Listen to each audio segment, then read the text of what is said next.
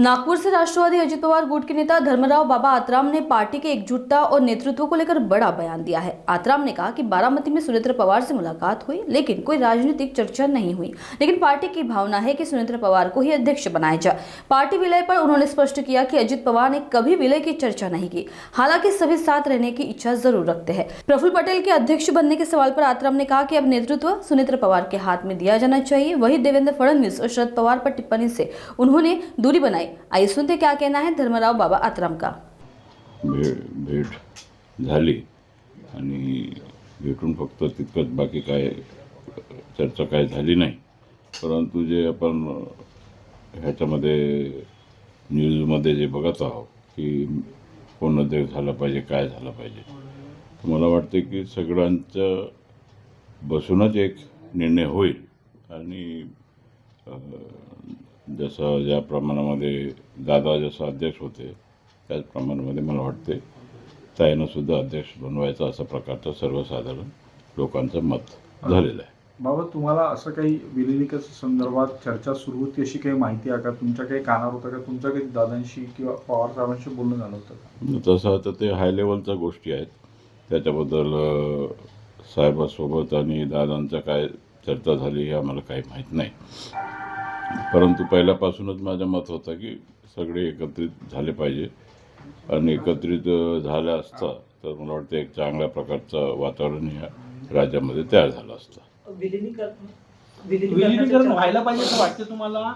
तुमच्याशी दादांनी कधी काही चर्चा केली का नाही, विलिनीकरण? आमच्याशी काय तर दादांचं काय अशा प्रकारचं चर्चा कधी झाली नाही।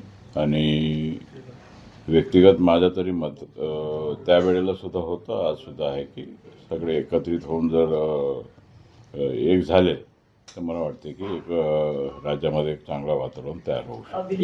एक होऊन नेतृत्व कोणाचं स्वीकारायला पाहिजे? आणि आता जे दादांच्या नंतर जे कोणी सुप्रीम आहेत, दादांच्या नंतर आता ताई आता उपमुख्यमंत्री झाले, तर त्यांच्या हातामध्ये पक्षाचा सूत्र दिला पाहिजे असं माझं तरी मत आहे। विलिनीकरणाच्या चर्चेत फडणवीस नव्हते, त्यांना या संदर्भात बोलण्याचे अधिकार नाही असं शरद पवारांनी फडणवीसांना टोला नाही, लावला। त्याच्याबद्दल मी काय प्रतिक्रिया देणार नाही। कोणाला काय अधिकार आहे, स्वतंत्र आपण आहोत, देश स्वतंत्र आहे आणि कोणाला काय बोलायचं ते आपलं मत व्यक्त करतात। परंतु आमच्या पक्षाचा बाब आहे आणि आमच्या पक्षामध्ये जे काय निर्णय होईल ते वरिष्ठ निर्णय घेतील। पण शरद पवार गटाच्या नेत्यांकडून वारंवार सांगितलं जात आहे की विलिनीकरणाबाबत दादांची चर्चा झाली होती।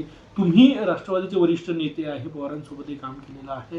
दादा तुम्हाला कधी काही बोलले होते का की आपल्याला एकत्र यायचं आहे, विलिनीकरण करायचं, अशी कधी चर्चा झाली? कारण की तुम्ही सुद्धा भेटले दादांशी माझ्या जवळचा संबंध होता। शेवटपर्यंत मी दादासोबतच होतो। जेव्हा दादा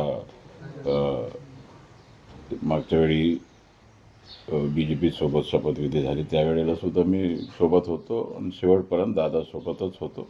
पण परंतु असं प्रकारचं काय माझं चर्चा झाली नाही। आणि माझं जे मत होतं की आपण एकत्रित झालं पाहिजे, एकत्रित झालं तर ताकद वाढेल।